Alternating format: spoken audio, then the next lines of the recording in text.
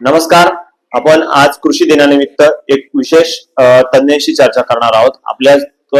आपल्या सोबत निफाड येथील संशोधन केंद्राचे संशोधक मालुंजकर हे आपल्या सोबत आहेत. आपण सोयाबीन या पिकाविषयी, महाराष्ट्रात सोयाबीनचे उत्पादन का गरजेचे आहे, सोयाबीन पिकाची शेतकऱ्यांना कुठल्या प्रकारे बळ मिळणार आहे, सोयाबीन पिकातून शेतकऱ्यांना काय चालना मिळणार आहे, या संदर्भात आपण त्यांच्याशी चर्चा करणार आहोत. आपल्या सोबत मालुंजकर सर आहेत. सर, काय सांगाल, सोयाबीन हे पीक शेतीतलं सोनंच म्हटलं जातं, त्या संदर्भात काय सांगाल?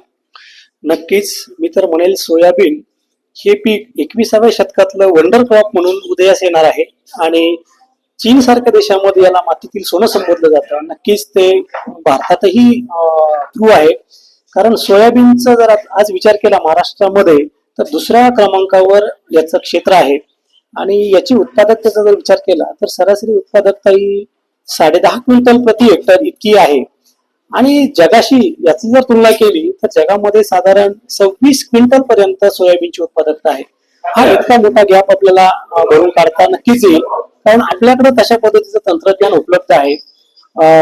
चांगल्या चांगल्या जाती आहेत, फुले संघ, फुले किमिया, फुले दुर्वा, या जाती सरासरी 25 ते 30 क्विंटल उत्पादन देणाऱ्या आहे, किंवा त्यापेक्षाही जास्त उत्पादन शेतकऱ्यांना त्यापासून मिळू शकतं.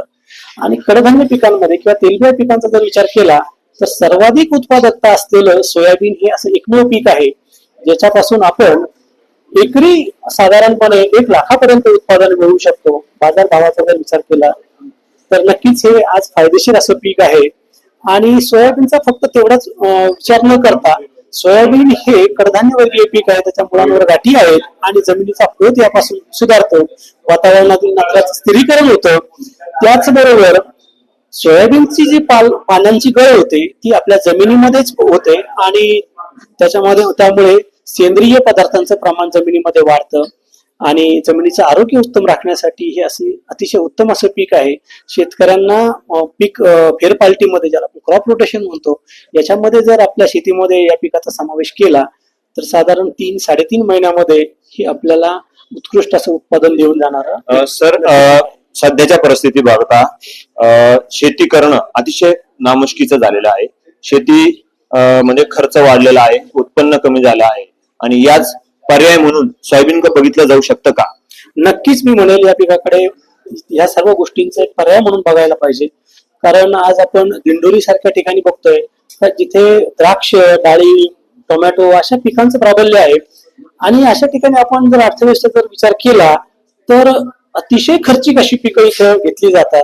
आणि शेतकऱ्यापुढे एक महत्वाचं असं असायला पाहिजे की आपल्या शेतीचा खर्च कमी कसा करता येईल आणि कमी खर्चामध्ये जास्तीत जास्त उत्पादन आपल्याला कसं घेता येईल.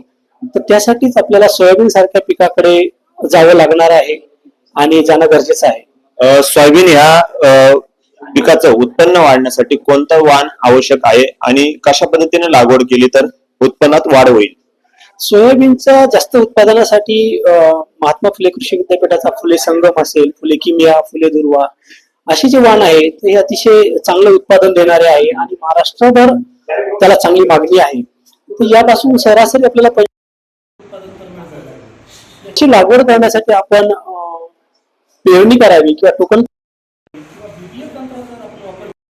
तर हमखास असं उत्पादन आपल्याला या पिकापासून मिळेल. तर पेरणी साधारण 45 सेंटीमीटर अंतरावर करावी आणि हेक्टरी झाडांची संख्या 4 ते 4.5 लाख झाडं इतकी जर आपण मेंटेन करू शकलो तर आपल्याला नक्कीच या पिकापासून शाश्वत असं उत्पादन मिळेल. याच्यामध्ये दुसरी महत्वाची गोष्ट, या पिकाला एक मध्यम खादाड असं पीक संबोधलं जातं, कारण याला नत्र, स्फुरद, पालाश, त्याचबरोबर तेलबिया पीक असल्यामुळे गंधकाची पण गरज आहे, म्हणून याला चौफेर असा आहार द्यावा लागतो, संतुलित अन्नद्रव्य व्यवस्थापन करावं लागतं. त्यासाठी आपण शेणखताचा वापर या पिकासाठी केला पाहिजे, जीवाणू खतांचा वापर आपण केला पाहिजे. आणि जर कमतरतेची लक्षणं जाणवलीच तर विद्राव्य खतांद्वारे फवारणी करून आणि सूक्ष्म अन्नद्रव्यांची फवारणी करून आपण ती भर नक्कीच काढू शकतो. आपण बघू शकतो सोयाबीन हे पीक अतिशय शेतकऱ्यांसाठी उपयुक्त आणि उत्पादन देणारं पीक आहे. इतर पिकांना पर्याय म्हणून देखील सोयाबीनकडे बघू शकता, असं देखील मालुंजकर यांनी सांगितलं आहे. नवराष्ट्र, अमोल जाधव, नाशिक.